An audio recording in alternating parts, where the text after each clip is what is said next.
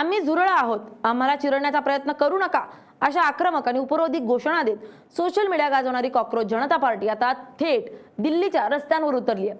6 जून रोजी दिल्लीतील ऐतिहासिक जंतर मंतर मैदानावर या अनोख्या डिजिटल चळवळीनं एका भव्य निदर्शनाचं आयोजन केलंय। नीट परीक्षा घोटाळा आणि जेईई डेटा लीक प्रकरणी केंद्रीय शिक्षण मंत्र्यांनी तातडीनं आपल्या पदाचा राजीनामा द्यावा या मुख्य मागणीसाठी ही झुरळ सेना एकवटली आहे। या आंदोलनाची गंभीरता आणि व्याप्ती लक्षात घेऊन पक्षाचे संस्थापक अभिजित दिपके हे अमेरिकेतून थेट भारतासाठी रवाना झाले असून त्यांनी मी माझं भविष्य संविधानाच्या हाती सोपवतोय असे भावनिक विधान केले। न्यायाधीशांच्या विधानातून जन्माला आलेली कॉकरोच आर्मी अतरंगी आंदोलनाची पार्श्वभूमी तितकीच रंजक आहे। 15 मे रोजी सर्वोच्च न्यायालयाचे सरन्यायाधीश सूर्यकांत यांनी एका सुनावणी दरम्यान देशातील बेरोजगार तरुणांची तुलना उपरोधिकपणे झुरळांशी केली होती। या विधानाने दुखावलेल्या आणि संतापलेल्या अभिजित दिपके या मराठी तरुणानं 16 मे रोजी सोशल मीडियावर कॉकरोच जनता पार्टीची स्थापना केली। Voice of the lazy and unemployed, आळशी आणि बेरोजगार तरुणांचा आवाज हा या पक्षाचा मुख्य नारा आहे। अवघ्या काही दिवसात या पक्षाच्या इंस्टाग्राम अकाउंटनं तब्बल 2 कोटी फॉलोअर्सचा टप्पा ओलांडून देशातील मुख्य प्रवाहातील राजकीय पक्षांनाही मागे टाकलंय।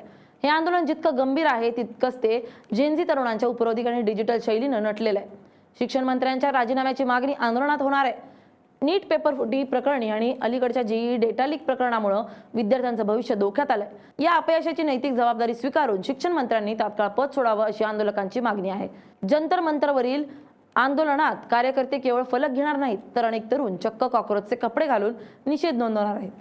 अभिजित दिपके यांनी या पक्षाचा जाहीरनामा आणि पोस्टर्स बनवण्यासाठी ChatGPT आणि क्लाउड सारख्या AI टूल्सचा वापर केला असल्याचं सांगण्यात येत आहे।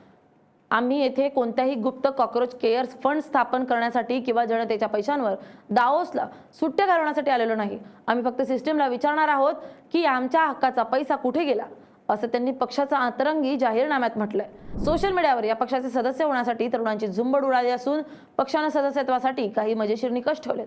व्यक्ती सक्तीनं किंवा इच्छेनं बेरोजगार असावी, दिवसातील किमान 11 तास मोबाईल स्क्रीनवर घालवणारी असावी, सिस्टीमवर अगदी व्यावसायिक पद्धतीनं आणि लॉजिकसह भडास काढता आली पाहिजे, अशी सदस्य होण्यासाठी अजब पात्रता ठेवण्यात आली आहे। भारतातील या ट्रेंडिंग आंदोलनाचा प्रभाव इतका पडला आहे की पाकिस्तानातही तरुण या चळवळीकडे आकर्षित झालेत। सीमा ओलांडून झुरळ लाट पाकिस्तानात पोहोचली आहे। तिथल्या तरुणांनी कॉकरोच आवामी पार्टी नावाचं पेजेस सुरू केलेत।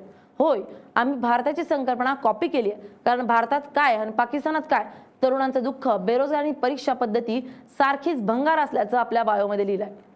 या आंदोलनाला महाराष्ट्रातील मराठा आरक्षण आंदोलनाचे नेते मनोज जरांगे पाटील आणि लडाखचे प्रसिद्ध शिक्षण तज्ज्ञ सोनम वांगचुक यांनी जाहीर पाठिंबा दिलाय।